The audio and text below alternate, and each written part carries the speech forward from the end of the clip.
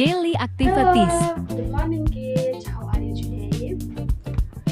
Okay kids, today we will learn about expressing simple sentence related to daily activities.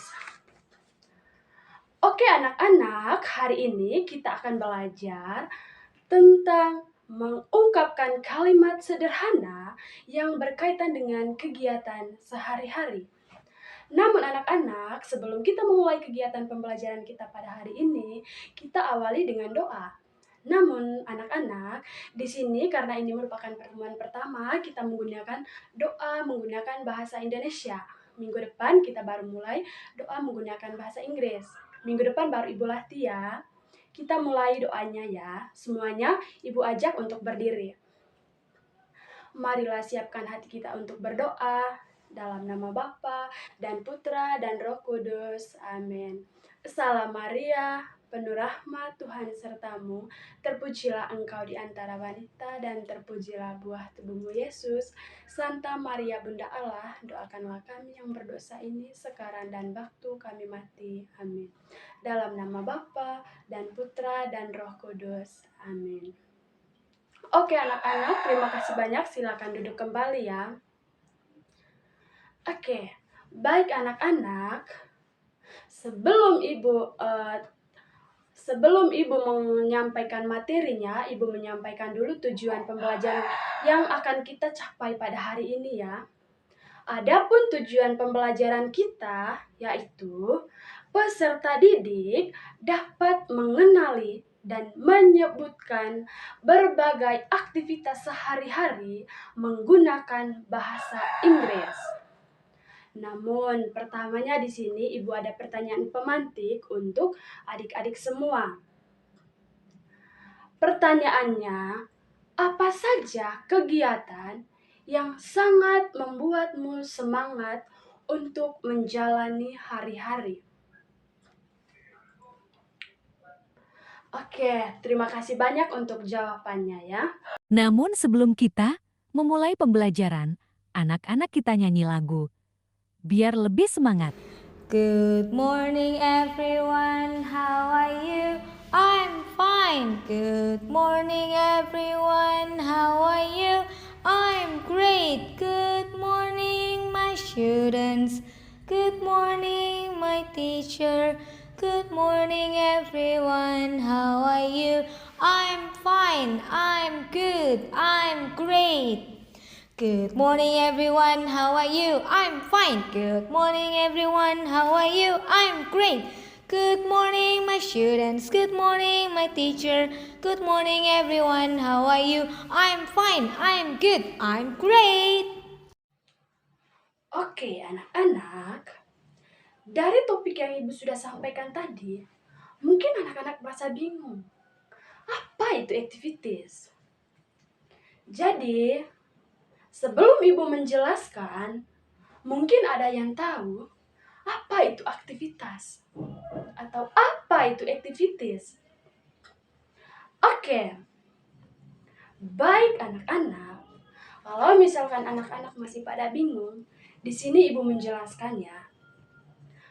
Aktivitas merupakan segala kegiatan atau keaktifan baik fisik maupun non-fisik yang dilakukan oleh individu maupun kelompok. Oke, biar anak-anak lebih mengerti bahwa seperti apa itu sekali aktivitas. Oke, di sini Ibu memberikan contoh bahwa aktivitas itu semua kegiatan yang kamu lakukan. Mulai dari kamu bangun pagi, kamu kegiatan di sekolah, pulang sekolah. Itu merupakan kegiatan kamu, itu merupakan aktivitas. Contoh, kamu bangun pagi. Misalkan, Ibu terjemahkan dalam bahasa Inggris ya. I wake up early in the morning. Yang artinya, aku bangun pagi. Oke, adik-adik bisa ulangkan lagi apa yang kalimat yang Ibu sampaikan. Oke, Ibu ulangi satu kali lagi ya. I wake up early in the morning, yang artinya aku bangun pagi. Setelah itu, Ibu ada juga kosakata lain. Misalnya, I take a shower. I take a shower, yang artinya aku mandi. Ada begitu banyak kegiatan yang kita lakukan. Ada begitu banyak kegiatan di rumah, di sekolah. Itu semua merupakan sebuah aktivitas.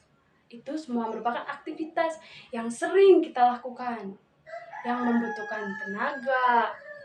Kegiatannya itu baik fisik maupun non-fisik. Oke, baik anak-anak. Adapun beberapa ungkapan kosakata bahasa Inggris yang perlu kamu ingat dan kamu pelajari. Misalnya, yang pertama itu wake up, artinya bangun tidur. Kalau misalkan Ibu ubahkan ke dalam sebuah kalimat seperti I wake up at 6 a.m.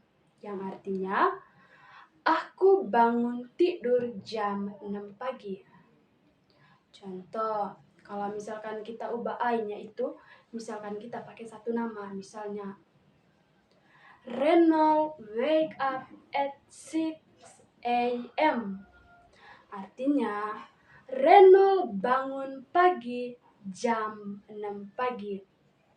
Selain itu, yang kedua kosakata yang perlu kamu ingat dan kamu pelajari yaitu misalkan take a shower, yang artinya mandi. Shower itu artinya mandi. Kalau Ibu buatkan lagi dalam sebuah kalimat supaya anak-anak lebih paham itu misalnya he takes a shower before breakfast, yang artinya dia mandi sebelum sarapan. Oke, selain itu biar kamu lebih paham lagi contoh kegiatan atau aktivitas itu misalkan. Baik adik-adik, yang berikutnya kosakata yang Ibu perlu sampaikan itu misalnya brush my teeth, artinya itu menggosok gigi. Setiap kali kamu bangun tidur itu sebelum kamu sarapan atau sebelum kamu datang sekolah itu pasti kalau misalkan kamu mandi itu pasti menggosok gigi.